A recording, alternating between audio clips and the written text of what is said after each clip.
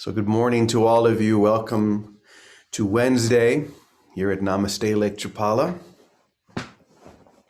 Today is a day of quiet stillness for all of us. Here in our community in Mexico, Wednesday of late has been a time to be quiet and to hold still and to practice silence so that we may hear. That's all.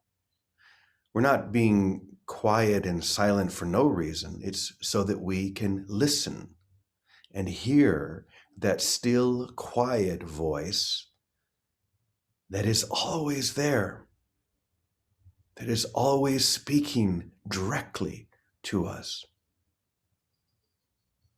But usually, that still, quiet voice is drowned out by that loud, insistent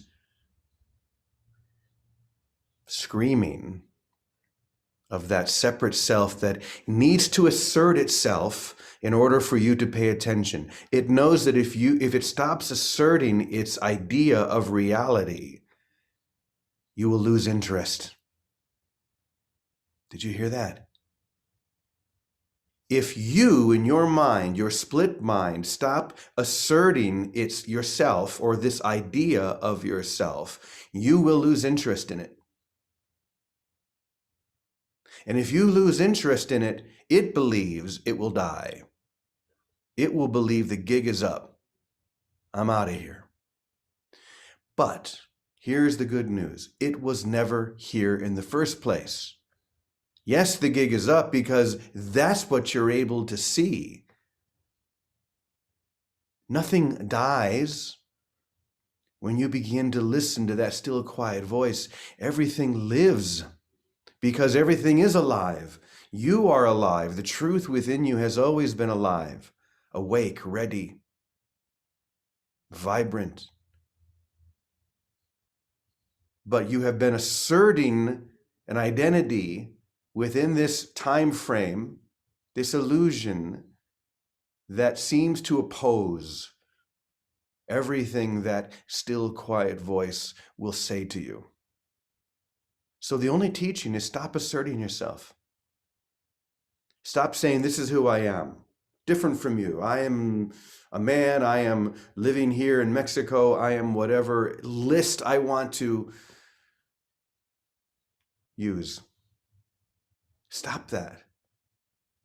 None of it's real. The moment you stop asserting yourself as a separate, split reality will be the same moment your eternal whole self will collapse in all around you, because all you've been doing until now is holding it back. You're like Samson trying to hold back the collapse of what it thinks is the temple, when in reality, it's nothing. So this is the whole teaching. Don't assert, just allow. Just allow grace to flood your consciousness. And it will if you just let go. Allow grace to overwhelm you. It will if you stop asserting who you believe yourself to be. Someone who was never here in the first place. Now, for many of you, this may be very scary, so let it be scary. Let it be the most frightening thing ever, but stay with it, hold still in it, because if you hold still with it and let that build without asserting yourself, something will click, something will switch within you, almost like a circuit breaker that gets overloaded.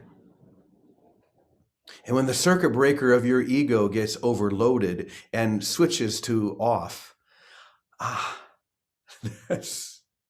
that's what you've been wanting. That's the whole thing. But it has to be overwhelmed. It has to be overloaded with the truth, with love. And once it is, oh my goodness, the light, the brightness, the joy. So don't resist it. Let it build. Even if it feels fearful, that's okay. It's only going to be a moment. Don't assert yourself within the fear in order to have that last little bit of clinging. Just let it build to the point that you're overwhelmed. Let that circuit breaker be switched off. Open your eyes and see that you never left heaven. That's all the teaching is. So take one more deep breath. Oh, yes. This is the moment when we allow this to be true. The single moment of your awakening, right here, right now, without assertion, without demand. I am that. One more deep breath. I am that right now.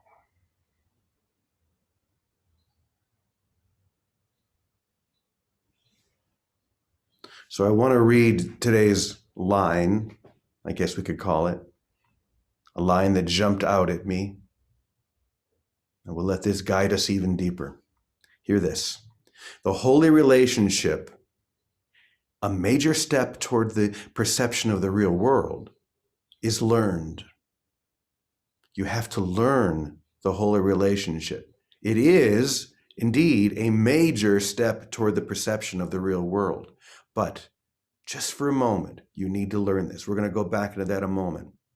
It is the old unholy relationship transformed and seen anew.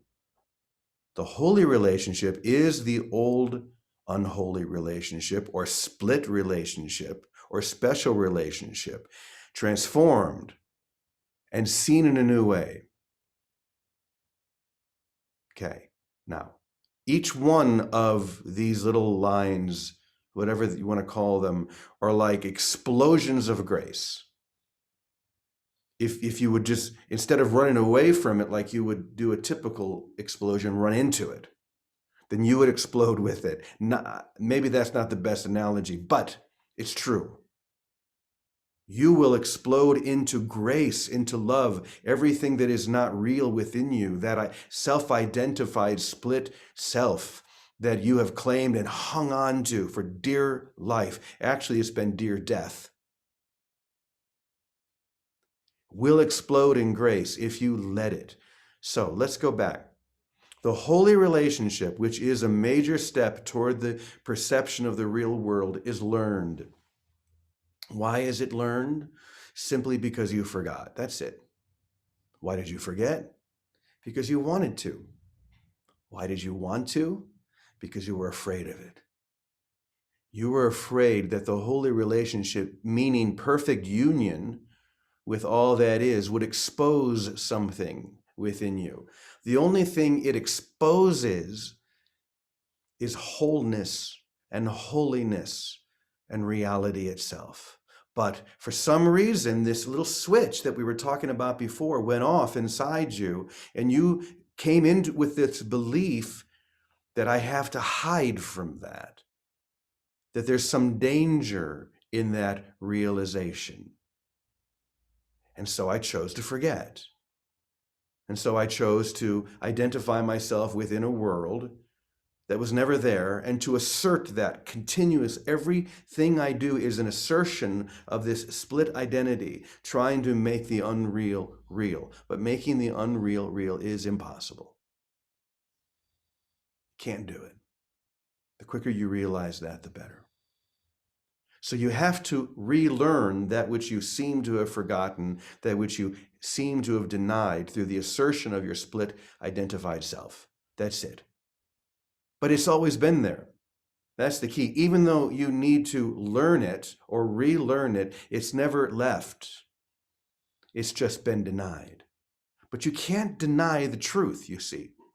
You can only deny an untruth, because denying a truth has no effect.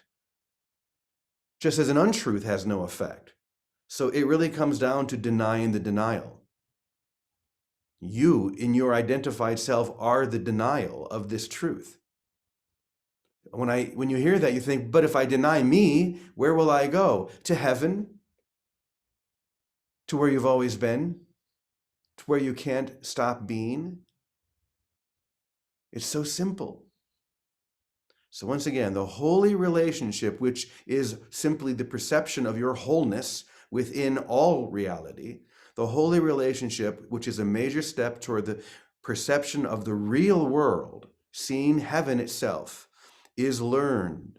It is the old or unholy relationship transformed and seen anew. So in other words, when you stop asserting your own special identity, the special relationship is seen in a new way as holy. It dissolves, really. It's no longer there because it never was there. You asserted yourself to make it seem as if it was there and to live within that seeming reality. But at no time did it have any effect or the ability to change who you really are. And the holy relationship is simply the perception of your wholeness. And you can step into that right now. There's nothing stopping you, literally. There's nothing stopping you except your own assertion of split self. But it was never real. It never had any effect. And that's why this is easy if you allow it to be easy. And that's the only reason we come here together, to join in the simplicity of salvation. I am as God created me. I will always remain as God created me. There's nothing I can do to change how I was created. And this silly, strange idea that I'm split off from something, or that I can be outside the holy relationship that I am, was nothing but a dream that is ending right now. It's ending right now.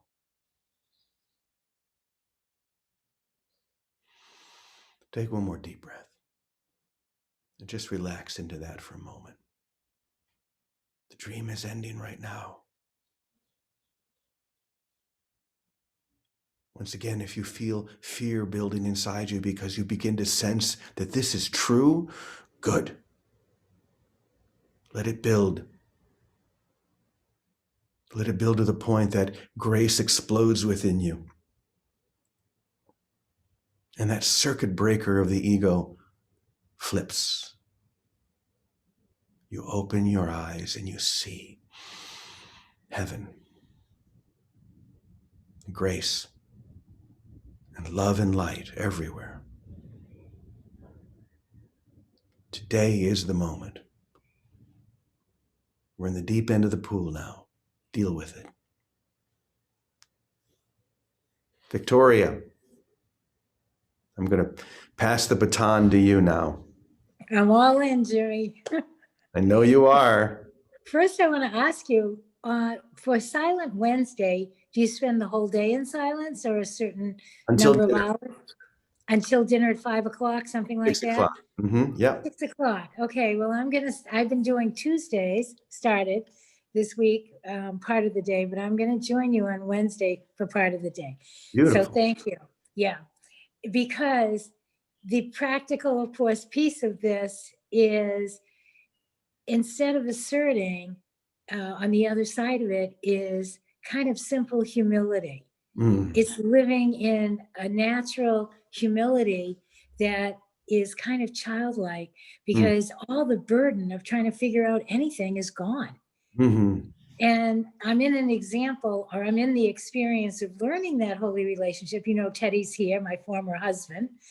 And it's been a perfect opportunity, and we both realized it, to really open from specialness to holiness.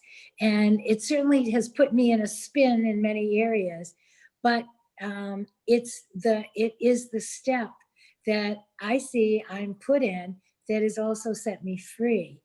And in this simple humility of not putting my old definitions or opinions of anything on my brother or on anything, and in humility, just be open to, what is this moment except peace on earth through me? What is this moment except heaven on earth through me?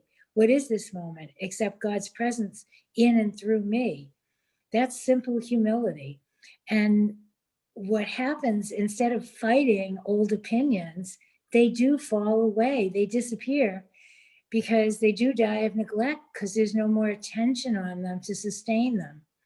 And what I'm finding, and I think the greater picture might be the whole of time and space in sheltering in place now.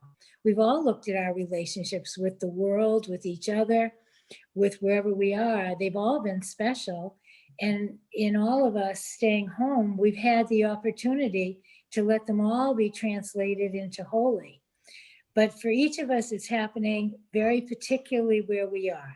So for me, very specifically, it's happening right where I am with Teddy being in the house and finding that not by figuring anything out or pushing ahead, by this kind of childlike humility, happiness is inevitable.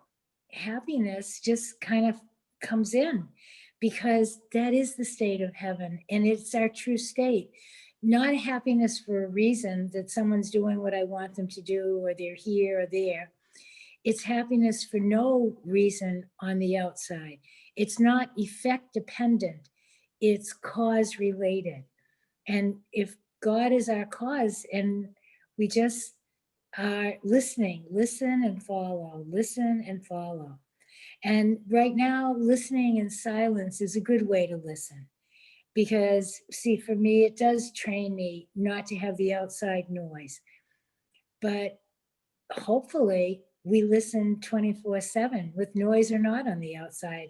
It can't matter because those noises are not our reality. And if I can keep tuning into my reality, I see it's my reality that's constantly guiding me, expressing through me, and is me in Mm, simple, simple ways. mm, So simple humility.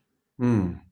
That's it. I'm so glad that you brought that up because it sparks something in me that you know about and Baraka knows about, but it's very new, so no one else knows. I'll begin by saying that a year ago, as most of you know, I was on this amazing tour with my friend Bill Free, traveling across the U.S. doing this beautiful musical on St. Francis. We were penniless. It was one of the most amazing times of my life.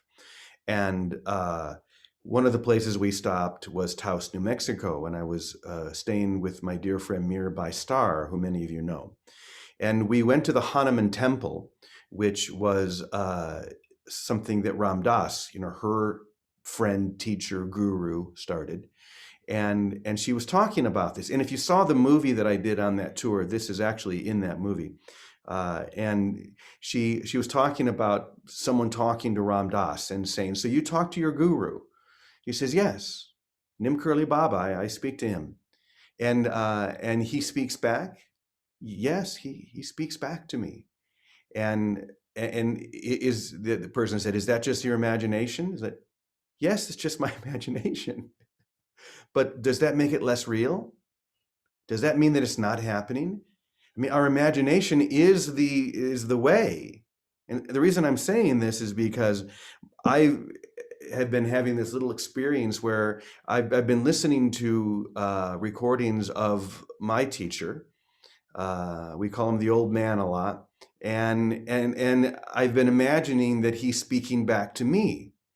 I don't claim that, I'm channeling, this is like this grandiose thing. I am the channel of the master teacher. No, it's not that at all. Because as you said, Vicki, it's about simple humility. It's about simple falling back into grace.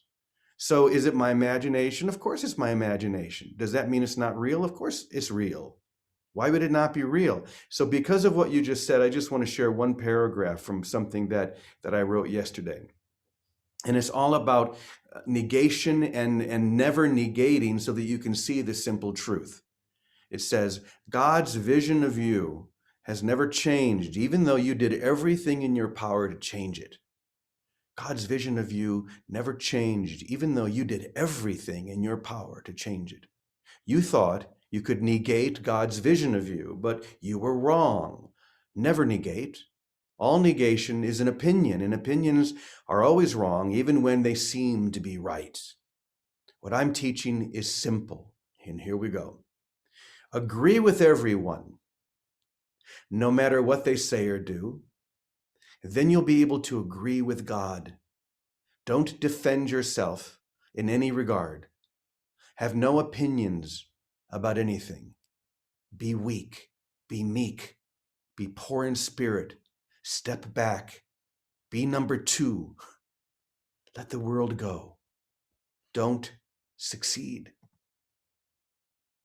Wow, that falls right, that goes right in the face of our common sense. Don't succeed. Why would that be a good thing? But why did Jesus say all those same things 2,000 years ago? Blessed are the poor in spirit, for they shall inherit the earth. Don't assert your split self, your separate self-identity. Just be meek, be simple, be humble.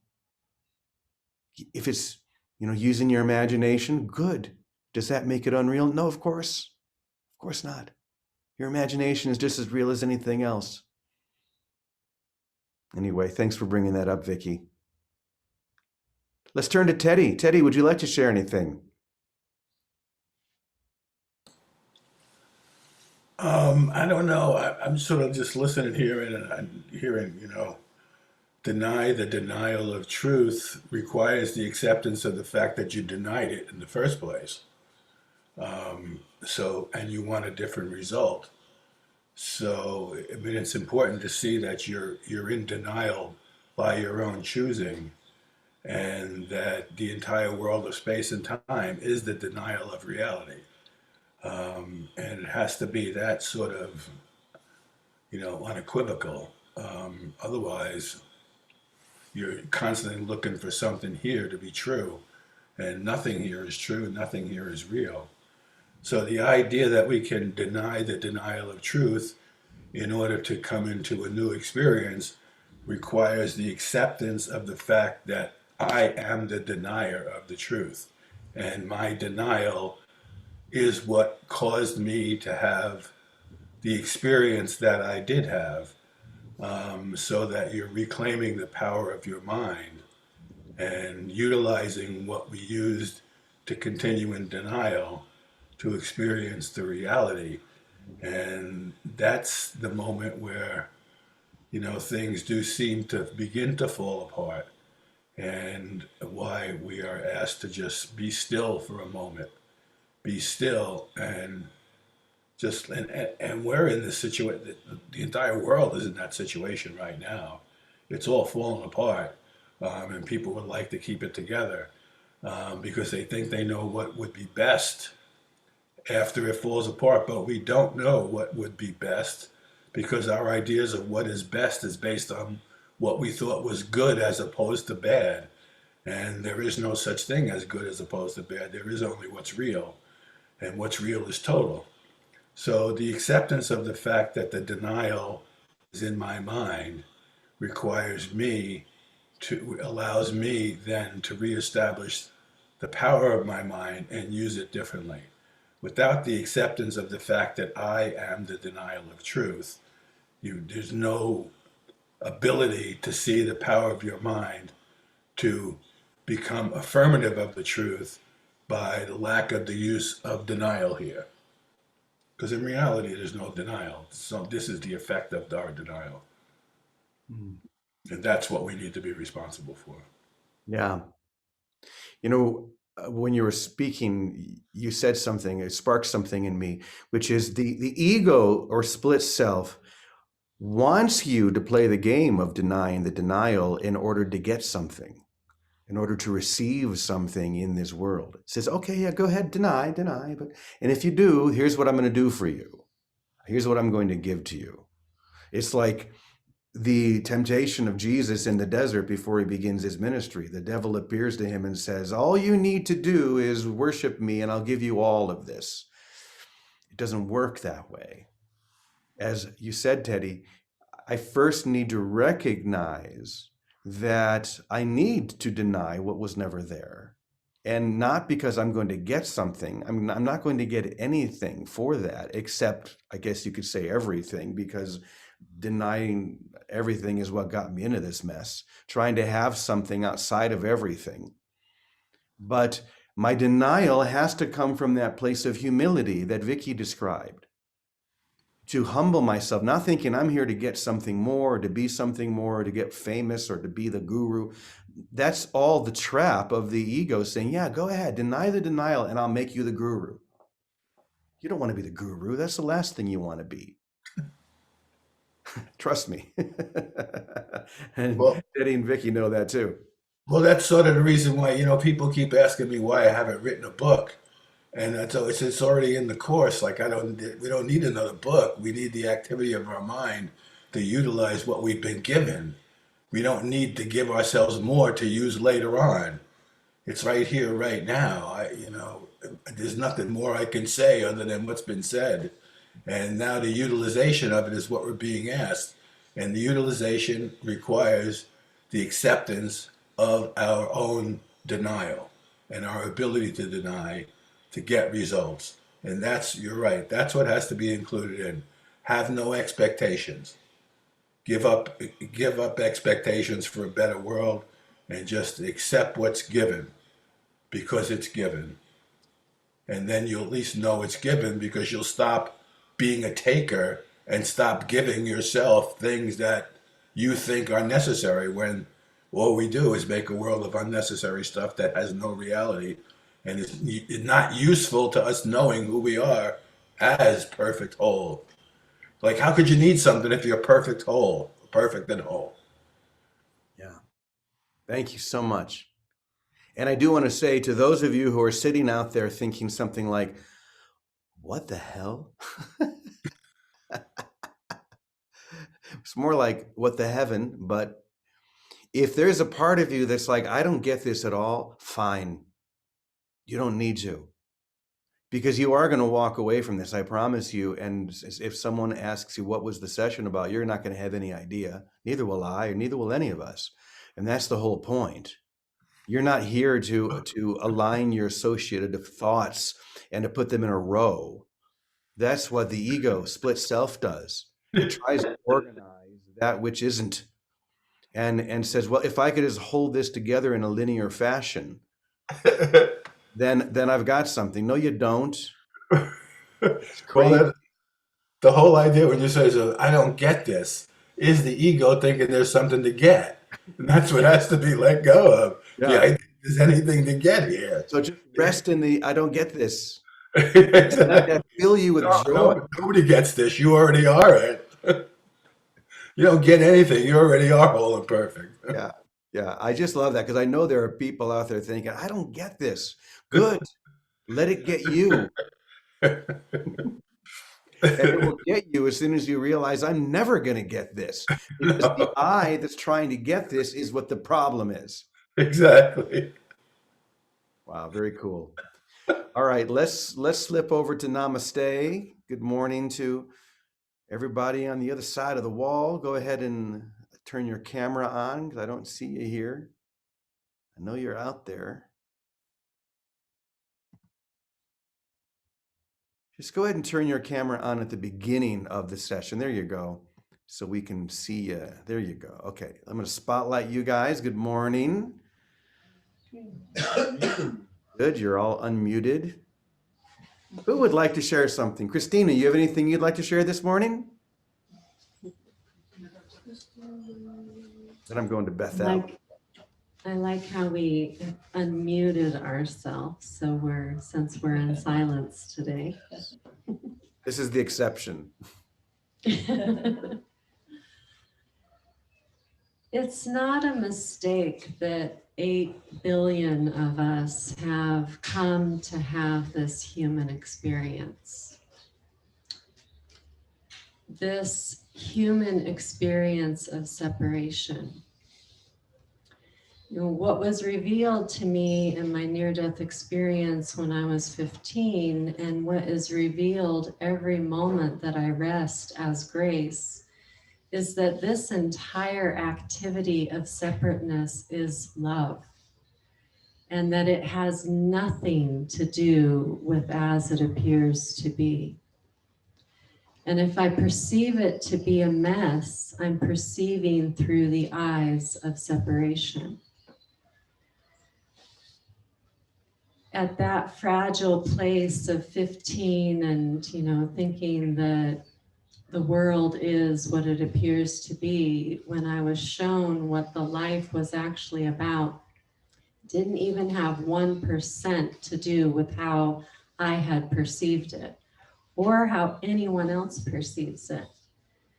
And so if I can humble myself and recognize that I of my own self am nothing, I have no ability of my own self to know reality, Mhm. then there's a willingness to stand aside. And as I stand aside, recognition comes forth, not through any activity of the mind, not through even imagination, through the truth revealing itself from within that is unshakable. There's no question ever about anything that's revealed from within. It is absolute certainty beyond any certainty we have ever experienced in this human personality. And so if I can remember, my kingdom is not of this world. I'm not bringing heaven to my experience with synchronicities and revelations even, because that's still, the personality is having the revelation. The personality is still having an experience. But if I can truly just humble myself enough to stand aside, I cannot know. You know, I have people coming to me almost daily, sharing things that they learn here and there and out there. And we have to recognize that we of our own selves cannot know. And when we do that, we allow reality and truth to reveal itself. So yes, humility. Yes, my kingdom is not of this world. Yes, I of my own self am nothing. There's nothing there to resist. There's nothing there to even allow. It already is. And as I stand aside, there is no resistance, there is no opinion, there is no judgment, there is no veil to obscure that which is already here and real and reality. Silence reveals this, and may all of us allow that silent grace to reveal reality today, every day. Thank you. Mhm. Thank you. Yes, it's true. You, as you define yourself, will never get this. Can't. It's impossible. You, as you define yourself, will never get this. But if you just surrender, if you just let go, you'll realize that it already got you. But don't try and do it on your own. Don't try and do it with your personality, because as Christina said, there is no such thing, and it can't be gotten there. Just relax, just surrender. Just let whatever we want to call God do that work for you. Bethel, did you have something you wanted to share? I do.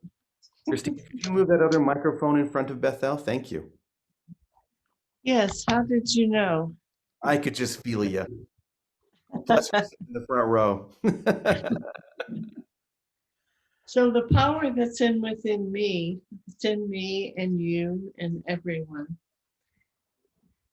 When I just relax and release to it, it shows me the truth. I was sitting back there and the sun was shining on my face. And I closed my eyes and the light got brighter and brighter and brighter. And I thought, this is what it feels like to go into the light. And I remembered that yesterday was the highest number of deaths from COVID in the United States in one day. And at first that made me sad, but then when I felt the light, I said, oh, this is joyous. This isn't sad. This is beautiful. All those souls are in the light now. They know the light, and it feels so good. It feels so peaceful. It feels so loving. It feels so joyful. And I'm still feeling that joy. And the power that's within me and within all of you guides me in such a funny way sometimes. So this morning I forgot to put my hearing aids in. So I had to move forward so I could hear. And it's like, oh, now I see why I forgot the hearing aids, why I was supposed to move here. It's all a part of the package. And the package is that I am part of the whole. And I recognize it, I feel it, I know it, and I wish the same for all of you. We could even go so far as to say you're not part of the whole, you are the whole. There's no such thing as a part, because that still seems to be separate, even though I'm in the whole. But you are the whole. You're the whole I thing. am the whole. Yes. The ego doesn't want me to say that because that feels scary. Yeah. But yes, I am the whole. Amen. Thank you, Bethel.